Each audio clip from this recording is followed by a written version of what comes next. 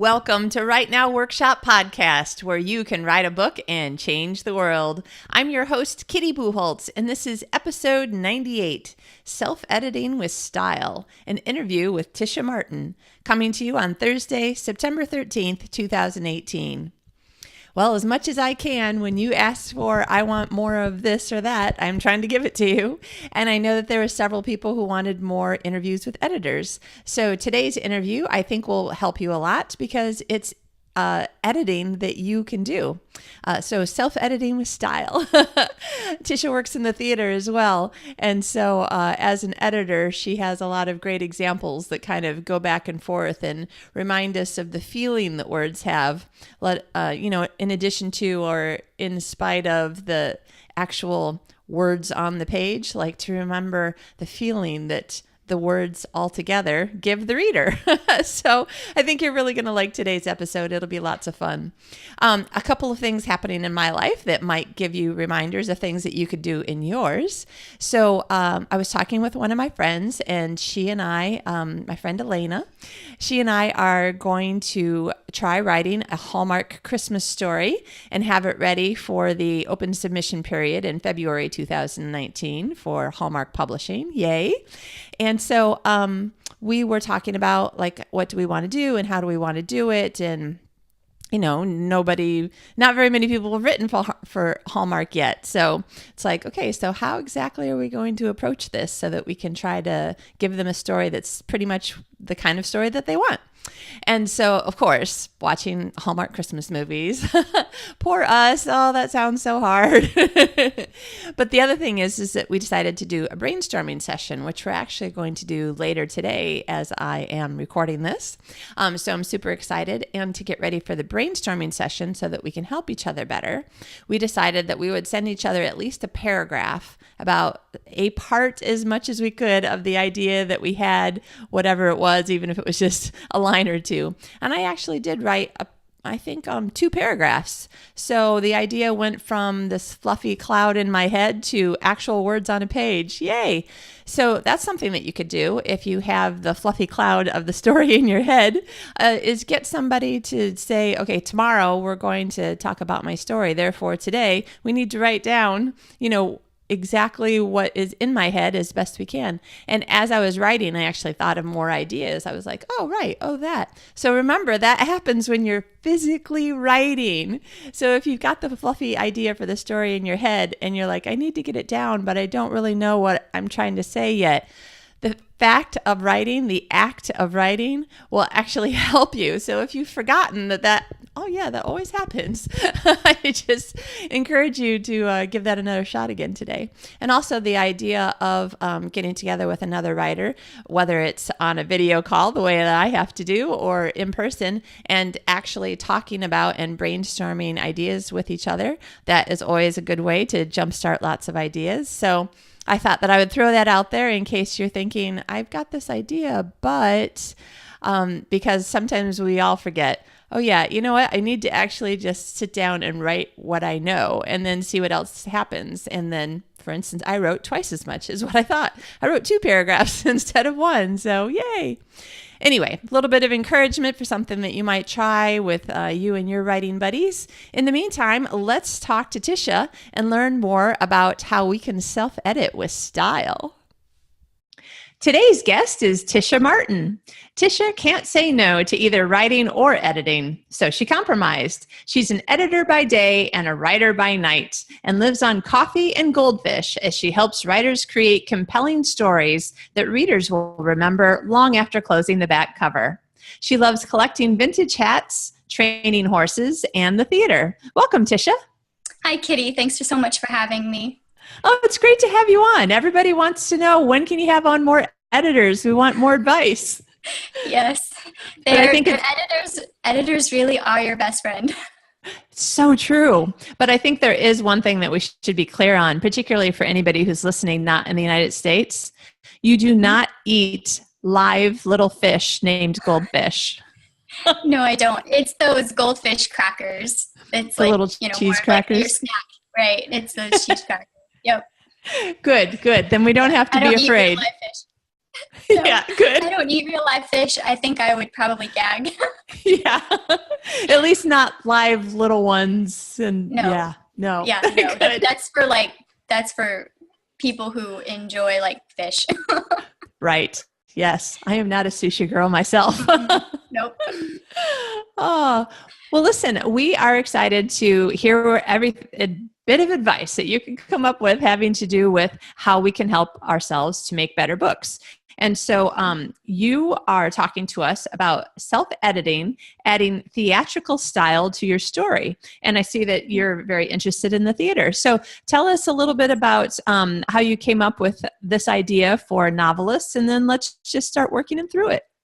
Yeah, when I worked backstage theater for about 6 years when I was in college and grad school, and I absolutely loved the stage. And I was working on my writing degrees at the time, and I was the actors and actresses, they were so dramatic. And when I first started out, I thought, well, these people are over the top. What is their problem? And I started, once I got to know them, and I realized that they had to be over dramatic, because when you are an audience looking at that huge stage and it's very deep, you have to be you have to be very dramatic in your voice, your expressions, and your actions, because if you do it small, it's going to appear really puny to the audience. So in editing, we can use a lot of those type of qualities that actors use into our writing to really pump up our writing and to create larger than life characters that readers are really going to connect with. Excellent. Well, I totally understand. I've only done stage work in high school. I would have loved to have done more of it, but I know what you mean about like the things that you're doing when you're goofing off in class. It has this effect, but if you only do it that much, which seems way too much to the English teacher who's like, will you just settle down and listen? But when you're on the stage, the same English teacher is telling you, all right, you got to do it bigger actions. And you're like, oh, okay. So tell us, how does that, go ahead. Oh, and putting those two together, sometimes, creating that balance too is sometimes hard. Yeah. So. And so how exactly are you teaching novelists to use this kind of trick in their writing? Well, first of all, character is the one of the largest parts outside of your plot. Your character is the most important. So you would create dynamic character arcs that would convey your story's entire purpose and message, or your theme or whatever. So to really dig into each character and see what they are truly made of, what they like, what they don't like, how they react and respond to things is really important to propel your story forward, or not. I mean, you can use a negative reaction to propel your story forward, or to create some character dynamic based on how you want your character to end up, what their decision is going to be at the very end. And this is the sort of thing that I imagine by example, it's easy to say, for example, in this movie, you can see that this character goes from not believing in love to finding true love, or thinking that their life is just fine to finding that they're in the middle of a magical world that they didn't believe existed a minute ago, and now they've saved that world by the end of the movie, or something like that. Right. Well, I was thinking, like, everybody knows probably the movie Casablanca, where Rick, he is this, hired person, and then I can't remember the leading lady, Ingrid Bergman. Elsa. Yes, that's right. I think her name's Elsa. Something like that. Something like that. She kind of softens him up throughout the movie, but you see those different his character reactions to her. But that's the point you're trying to make, is that he turned from a really hard guy to a guy who is willing to put other people in front of him, in front of his own wants. Yes, that's exactly. So you see that really dynamic character arc where you know he changed in the end. And there are some, I mean, I can't think of any clear examples, but there are some books that have characters who don't change, and that has more of a dramatic effect, because it leaves the reader thinking, oh, I should, you know, I wish this character would have made a good decision, because then it leaves you to thinking, you know, how can we make the right decisions based on, you know, what we've seen in our own lives and what comes at us. How can we respond? Right. Yeah. So, and discovering like how each character, also using those sub characters, the secondary characters, and how they can help each other, you know, pull each other along through the story. The secondary characters, we sometimes give them, you know, a really small part, but they can act as mentors for the main character, or they can be, you know, the antagonist, you know, saying, hey, come on, let's go. Come on, you've got a decision to make. You keep them on the ball. Those can really bring color to your story. So overall, you know, using just the dynamic characterization and making sure that you know your characters inside and out. And that's a lot of work, but it really has a lot of benefit to it in the end by creating a really compelling read for your readers. Yeah.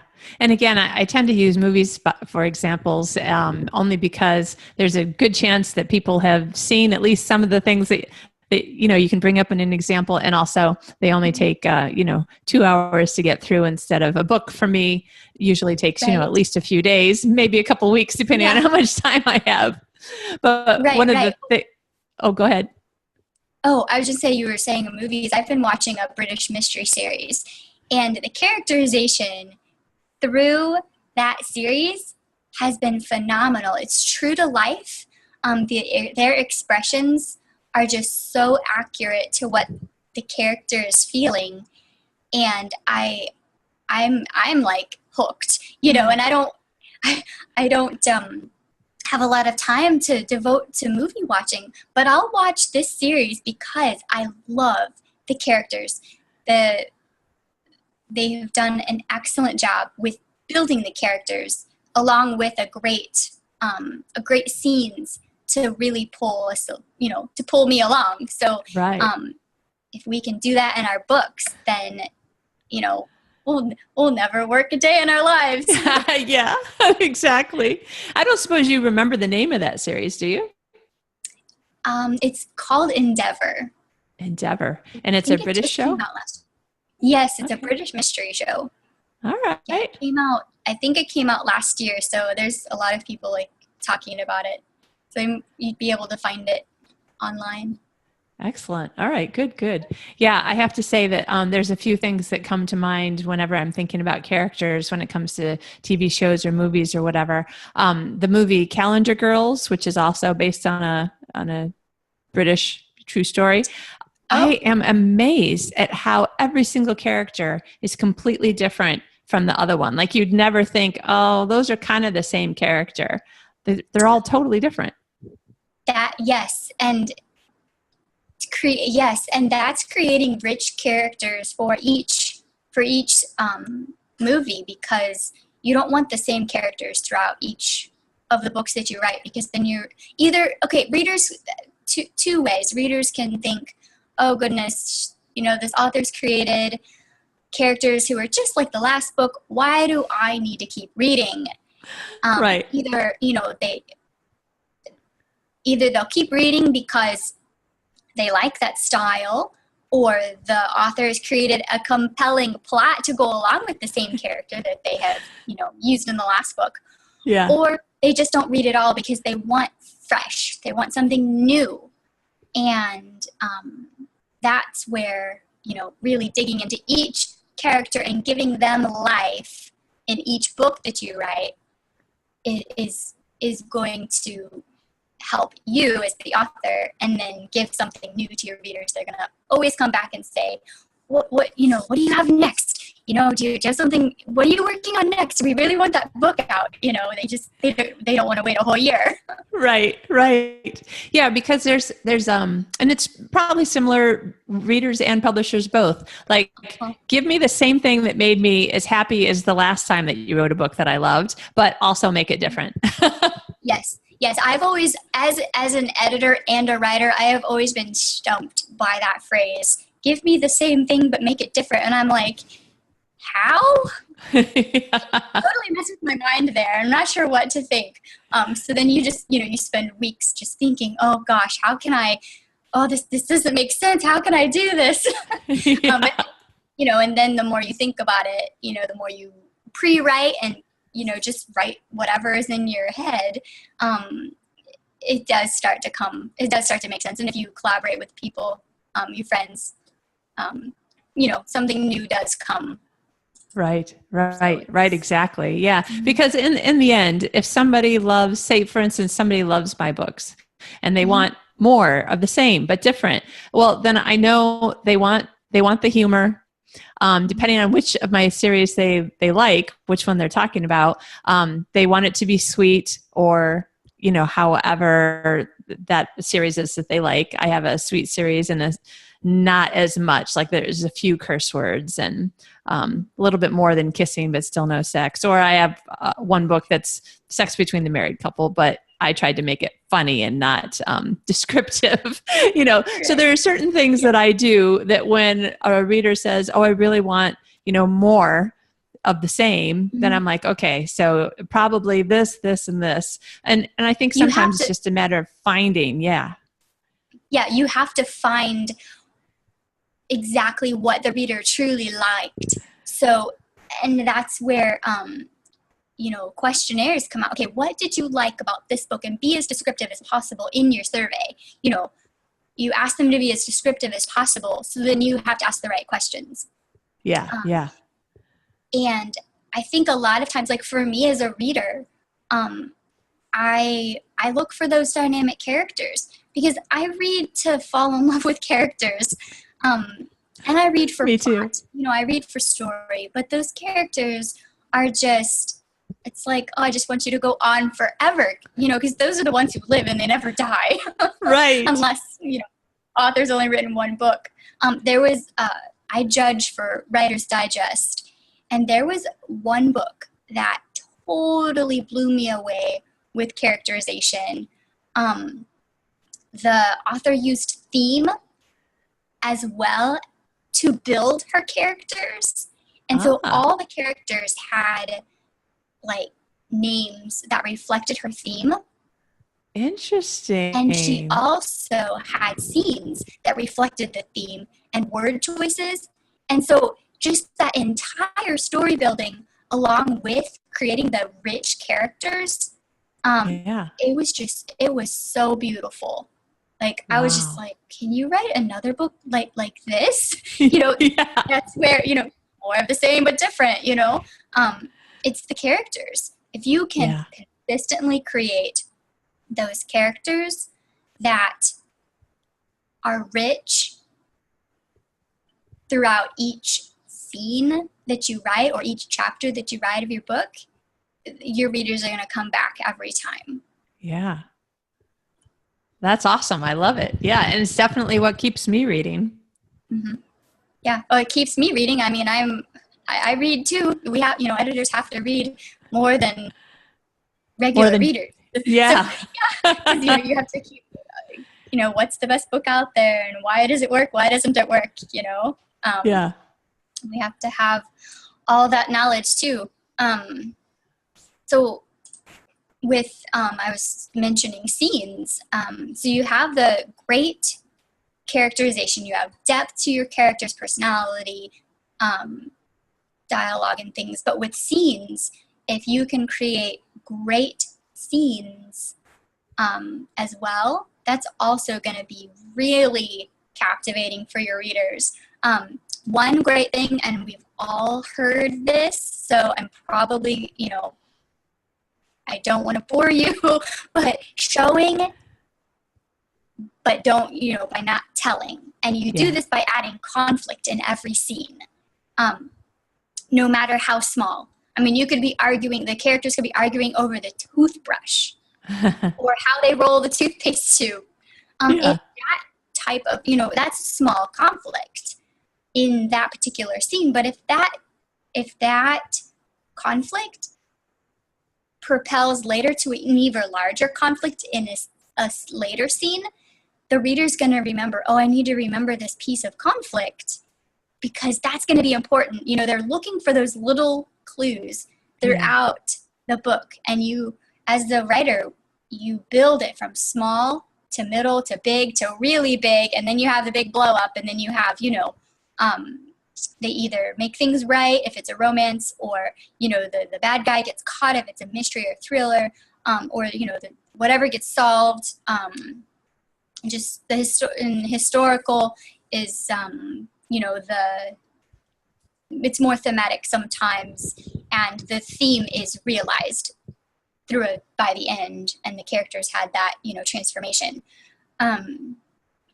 So if you, and with scenes, you start each scene late enough, and you end it early enough to create that compelling read, so that the reader's like, you want the reader to turn the page. So it's kind of like cut out the boring bits. It is, yes. And a lot of times it's hard for us to know, okay, what are the boring bits? Yeah, right. Please tell us, what should we be cutting out, Tisha? Yes, you should be cutting out. Okay, you should be cutting out step-by-step character action. If you've set up your house layout, or the beach scene, or the shopping scene, or wherever, the coffee scene, people kind of know what that place already looks like, so you don't have to describe, the walls were red, you don't have to describe every single little thing. Yeah. And you don't have to describe every single character action, like, he walked down the sidewalk and turned right and walked 2 blocks and, and realized he, got sidetracked and had to turn around and walk back. Right. Sometimes that's considered overtelling, and the reader's like, no, just cut to the chase. Let's get some action. Let's give me details that are really going to matter. Now, if that man, walking down the sidewalk, if that's key to something later in the story, keep it. That's not insignificant. That's very significant. But a lot of times those step-by-step scenes, like the step-by-step actions, you can cut them out and your story is even richer. I remember when I was a new writer, I would write that somebody, somebody comes over and you're offering them coffee. And so the character walks from the living room to the kitchen, gets the coffee, puts it on a tray, and brings in the tray with the sugar and the whatever. But now I'm like, okay, he gets her a cup of coffee. Unless if he's going to put something in the coffee, then I follow him into the kitchen and show that he put something in the coffee. Yes, exactly. And I would say, for advanced writers, how you can develop your scenes is by adding more theme. Okay. Tell us more. Okay. In theme, if you are, say your theme is forgiveness. Okay. Or brokenness, or whatever. Let's pick one. Okay. Brokenness. Okay. So this character is going to go through, some emotional scenes, and at the end, their character's going to realize that, okay, everything's fine. Even though my life's been horrible, it's going to be fine. So what a writer would do is they would create each scene with maybe an element of maybe if they're in the kitchen and the china cup breaks, that is showing theme. Okay. And it has to be natural. Right. So you can set up your scene to where, they're fumbling and they accidentally break the china cup, or they're driving past a glass company Okay. It gives that imagery of broken glass, whatever, so that by the end of your story, when you have the redemption quality or not, maybe the character chooses to throw everything away. And I've read books that happened like that, and I was a little disappointed because it wasn't set up correctly. Okay. Like, I couldn't see, I didn't know the character was not going to choose to not fix their life. So I was just like, what? They had every chance, but the author didn't show me. And so had they showed me, I would have accepted. I would have had more of that, oh my goodness, I need to make sure that I don't throw my life away because our lives are too important, Right. So, I mean, you can do it positive or negative. It doesn't matter, just as long as they've set it up correctly. So then part of it would be how the character is reacting to the thematic elements, the broken glass or the driving past something that is or isn't broken, and whether or not they're reacting in a way that makes you think, oh, wow, they've got a lot of growing to do, but look, I think they're getting better, or they've got a lot of growing to do and they seem to feel worse and worse about it. Like, wow, I wonder if this guy is really going to just throw it all away and walk away. Is that what you're saying? Yes, that's what I'm saying. And to have those scenes effective by your slipping in the thematic through your scenes, you can also enhance it through your dialogue. Okay. That's where the dialogue is really important and beefs up your scenes even more, which, points back to your characters. It's all linked together. And, wonderful. As I write as well. And so these are things that I also have to work on because, there's a difference between writing and editing. It's like using two sides of your brain. So as a writer, I'm like, okay, this is what I'm working on. And as an editor, I'm like, look, no, you need to work on this because this is going to help you. So the dialogue has to be as real as possible and bring in those thematic elements.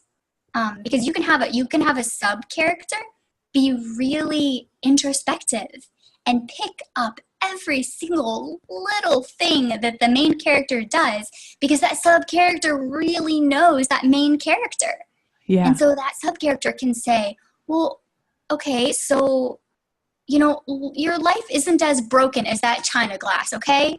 Yeah. And so that piece of dialogue is really important to the whole theme, important to the character. And if that main character who's struggling doesn't take that that friend's advice, then, I feel bad because that friend had some really good advice that propelled the plot forward.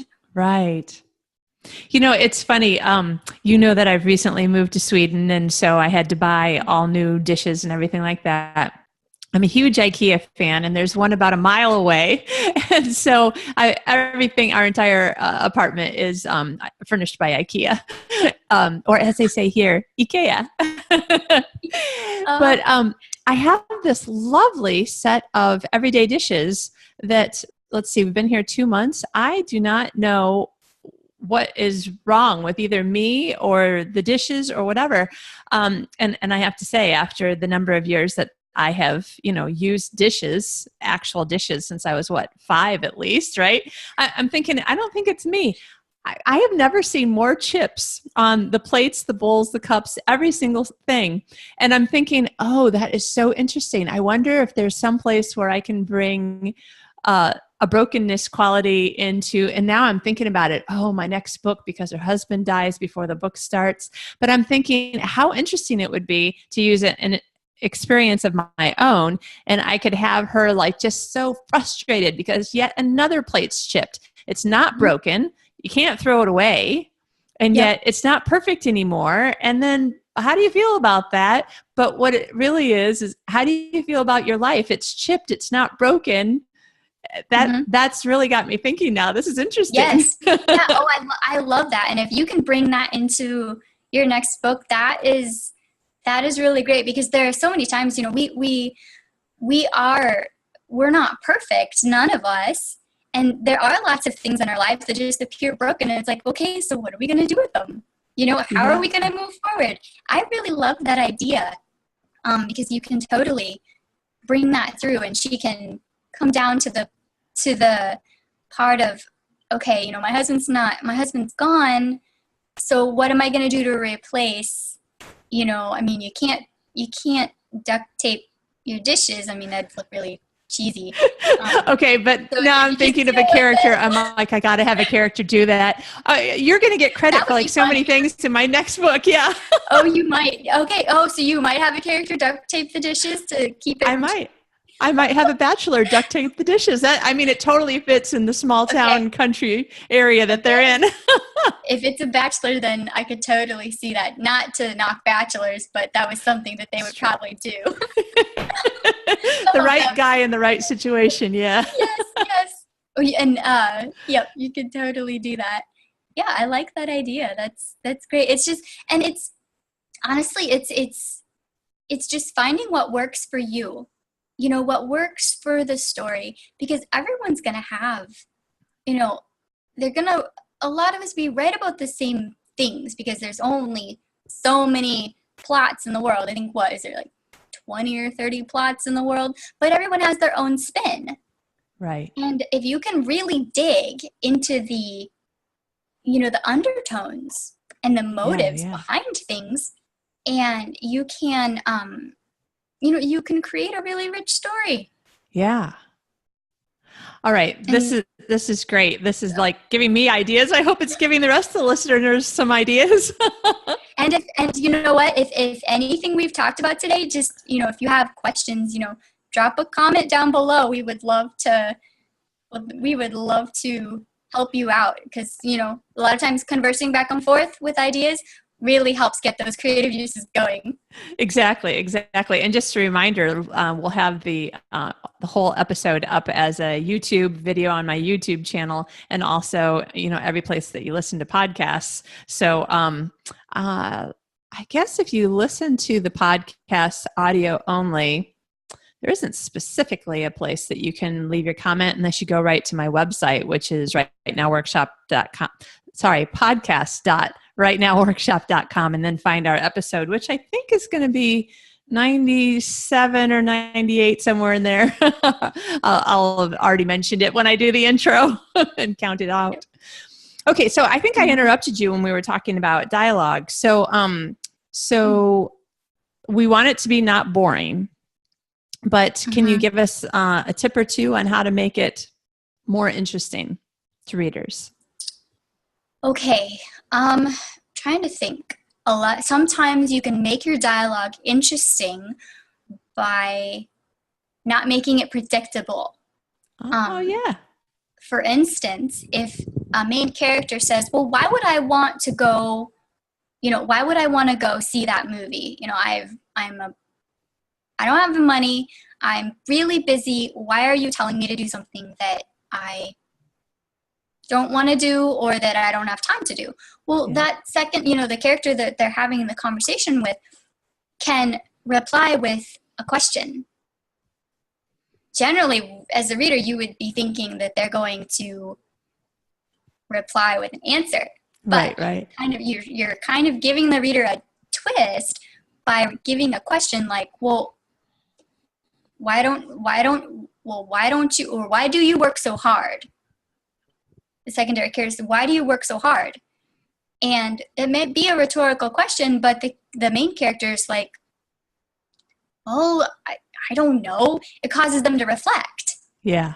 Which then digs deeper into that character, which then can, if it fits with your plot or your end goal, it can make your dialogue stronger, your scene stronger, and your character stronger. So that's when having specific dialogue is really helpful.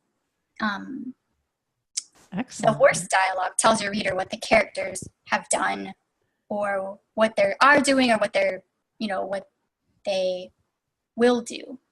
Okay. The best dialogue shows the characters engaged in the conflict, in the action, in the scene, and chances are the readers are going to be as well.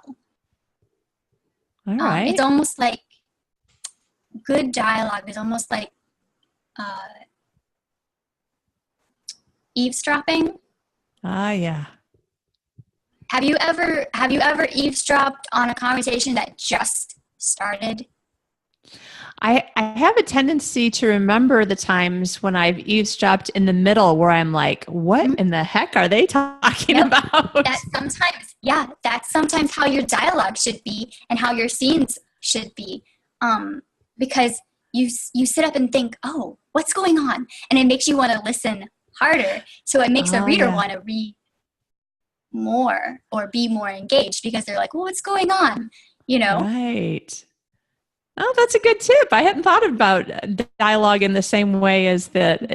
I mean, people talk about eavesdropping in order to create good dialogue, but I hadn't thought about starting it in the middle at the point where I'm like, what are those two people talking about? They just said something about, aliens or. Yep. And it couldn't be total aliens. It could be, their bedspread at home has aliens on it or something like that. When we're thinking, oh my gosh, UFOs, what's going on? Yeah. Yeah. And as a writer, it's really hard to wrap our minds around that concept because some of us are so linear. We have to have a plan. We're not off the cuff. And so when you're starting out, you're fresh, starting a new manuscript or starting a new scene, write it all. Don't sit and think, oh, it has to be particular.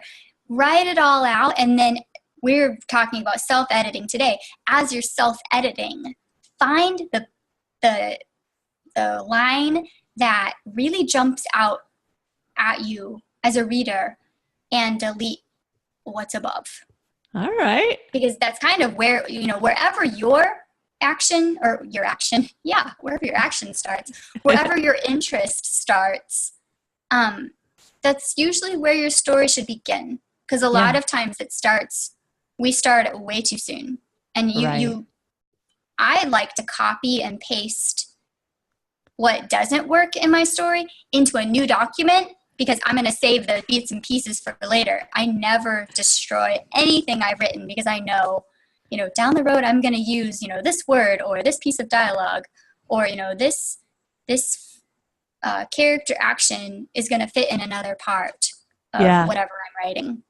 The first time that I decided to do that, I was struggling because I was almost positive that deleting this one, whatever it was, paragraph, section, 2 or 3 paragraphs, I was almost positive that deleting it was the right thing to do. But I was like, if I delete it and I don't have a saved copy, if I want to go back, like I'm kind of in a hard place. Like I won't be able to write it as well, if I'm like, oh no, I actually did need that. Or if it needs to just go someplace else. And so I was like, okay, you know what? I'm just going to, and I hadn't heard anybody say it before. So, none of us live in a vacuum, but sometimes we will come up with all the same ideas.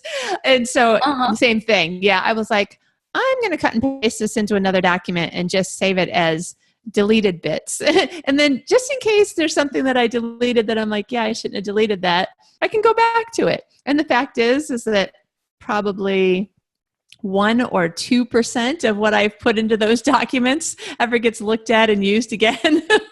But it makes you feel better about editing.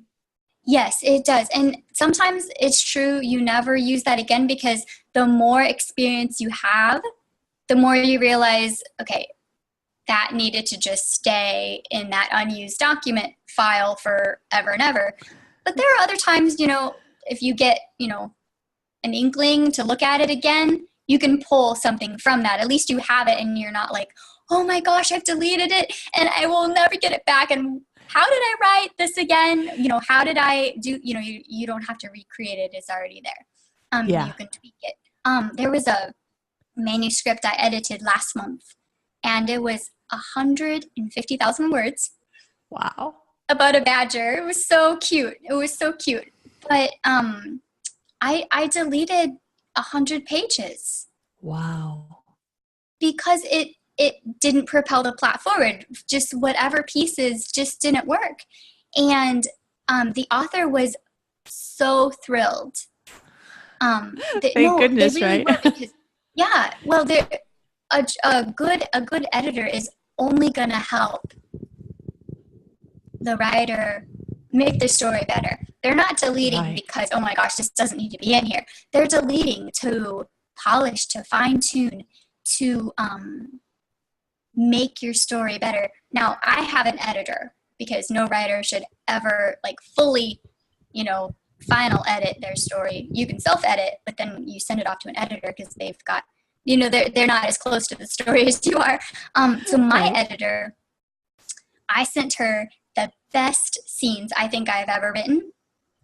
And she deleted half of my dialogue. And I'm like, what? Why? I loved that. But it was too long. It wasn't as effective. And so I appreciated her concern for saying, hey, this needs to snap, this needs to sing. And so that's, I was really appreciative of that. And that's what editors do. They cut things because it's good for your story.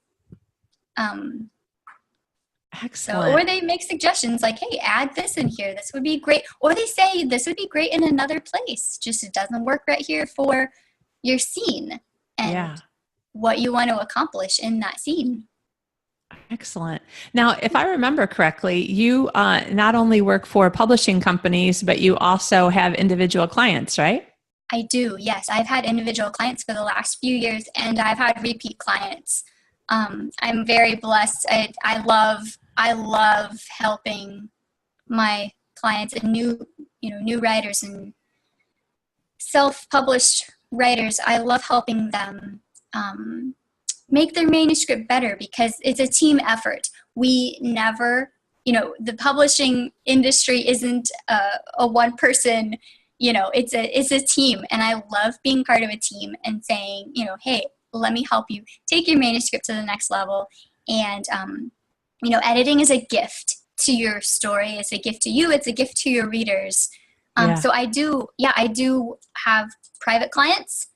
And I absolutely love working with them, and they really enjoy working with me. So, oh, that's good. Yeah. Well, now our listeners are going to want to know, where can they find you?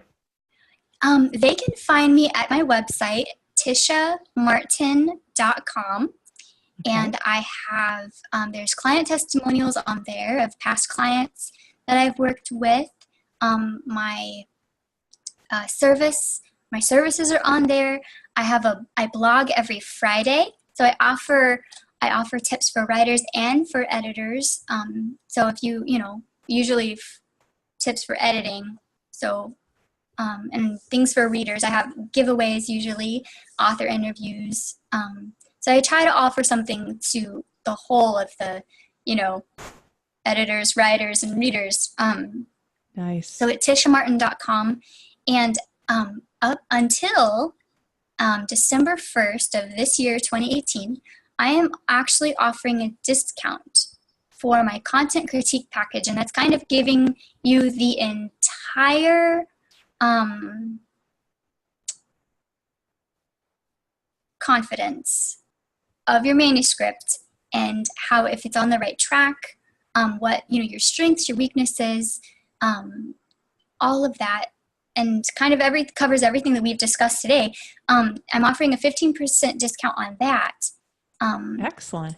And then if your manuscript has been professionally edited, I'm also offering a discount on the proofreading package. But usually, our manuscripts can always be edited. So the content critique package usually is my top seller. I just did one a couple weeks ago, and we had a conference call together, me and the author, and she was thrilled. And I love to hear that because I care about writing and I care about editing, and I want the best. I want the best for writers. So, oh, that's great. That's wonderful. Okay, so all that information is at tishamartin.com. Yes. And on your website, does it let people know like what sorts of genres you work in or don't work in? Yes, I do. Yeah, Excellent. That'll be on my website. I do pretty much fiction and nonfiction. The only ones I won't really do are fantasy or science fiction. Not that I don't like them. I just don't feel that I have enough expertise. So those are probably the only two that I don't do, but most everything else, it's great. So, but I do know editors who do science fiction and fantasy, if that is your genre. So, if you need someone plugged in, I can definitely, I know who to go. I know who to go to. So great. Now you're also speaking at a conference that's coming up right away, right? Yes, I am. And it's Breathe Writers Conference in Grand Rapids, Michigan.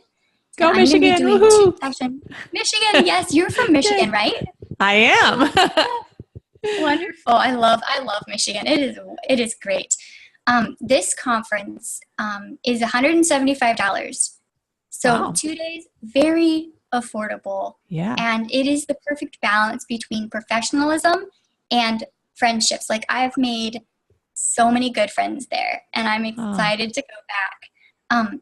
I'm teaching 2 sessions on self-editing for beginning writers and self-editing for advanced writers. So talking about a lot of the things we talked about today, plus the psychological mysteries of self-editing. And for beginning writers, if you don't know what to do next, I can definitely point you in the right direction based on my over 200 books that I have edited or judged in the last 2 years. So wow. I know what works, so what doesn't work. I don't know everything because we're all learning. We all are at different learning stages, but I do know what works and what doesn't work. So I would love to see you there. You can find that information on my website as well, but that website is breatheconference.com. But if you go to my website, tishamartin.com, you'll be able to get straight to Breathe because it's there. It's on my website. Excellent. And that is coming up in October? Yes, October 12 and 13. Okay. So registration's closing pretty soon. But we would love to have you. We would love to have you come. Excellent. Great. Tisha, this has been super helpful and interesting. Thank you so much. Oh, thank you so much for having me. I could talk editing all day long.